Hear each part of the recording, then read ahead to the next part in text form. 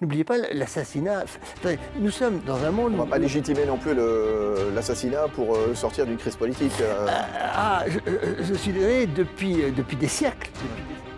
Erdogan est dans une logique de fuite en avant. Il va demander encore un renforcement de ses pouvoirs.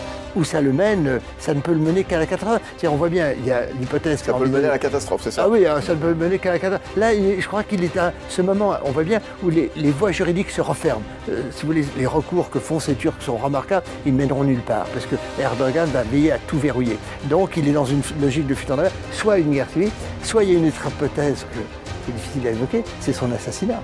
Ah ouais, attendez. Non, mais si vous voulez, dans ces situations-là, n'oubliez pas l'assassinat.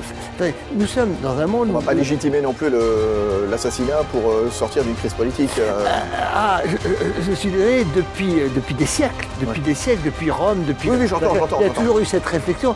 Et qu'est-ce que l'on fait face à un chef qu'on considère comme injuste? Et c'est un débat extrêmement profond. Et je suis sûr que dans les grandes religions, il y a ce débat. Donc au sein de l'islam, il y a ce débat. Au sein du christianisme, il y a ce débat. Donc ce débat, il va apparaître. Un mot, Jean de...